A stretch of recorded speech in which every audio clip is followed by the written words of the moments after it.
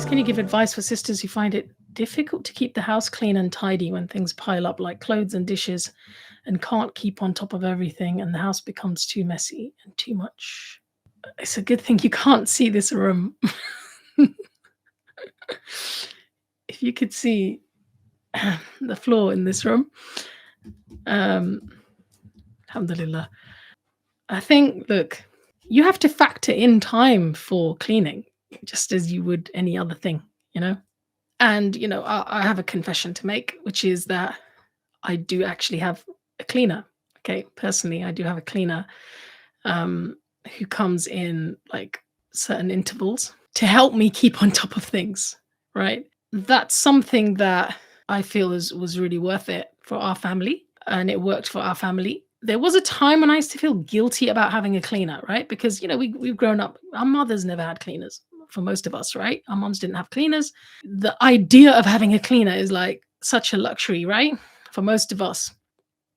But I think as the number of my children grew and as the responsibilities in the house increased, and alhamdulillah, you know, we felt it was an investment worth making, we hired cleaners, you know, on and off, and then now it's like regular.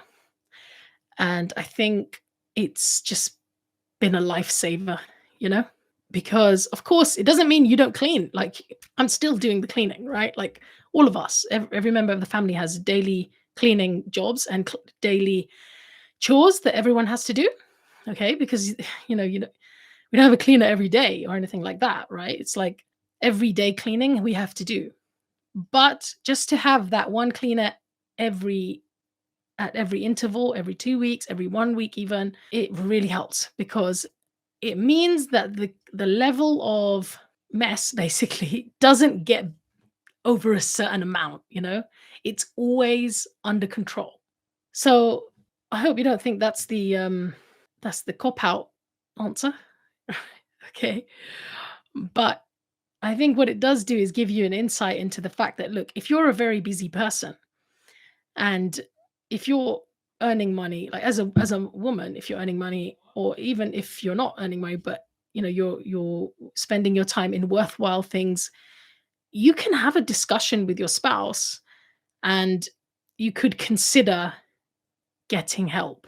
Just as, for example, in my work, I might hire an assistant to do certain tasks for me, right? Like online, to manage my mail or manage my bookings.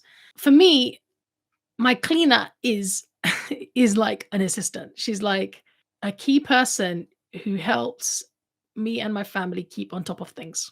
The way I guess I assess it is 1 hour of her time, is it worth it? You know, is saving 1 hour of my time or X hours of my time, however many hours she does the cleaning, and is it worth it? You know, the return on investment, you got to think about that. Like, is the return on investment worth it? And that's really only an answer that you can give, right? Having experienced it. For me, the answer is yes. It's 100% worth it, you know, for my family. But like I said, it doesn't mean that you're not still doing the cleaning every evening, every day. You know, there's things to do. There's laundry, there's cleaning, there's resetting spaces to, you know, tidy again. There's even hoovering, right? Regularly, even with a cleaner. So yeah, I would consider getting help if you can, if it's really that, you know, overwhelming. Otherwise, I think having a system or even a day a week that you're focused on the house, you know, fully, like to the point where everything gets done properly, also helps.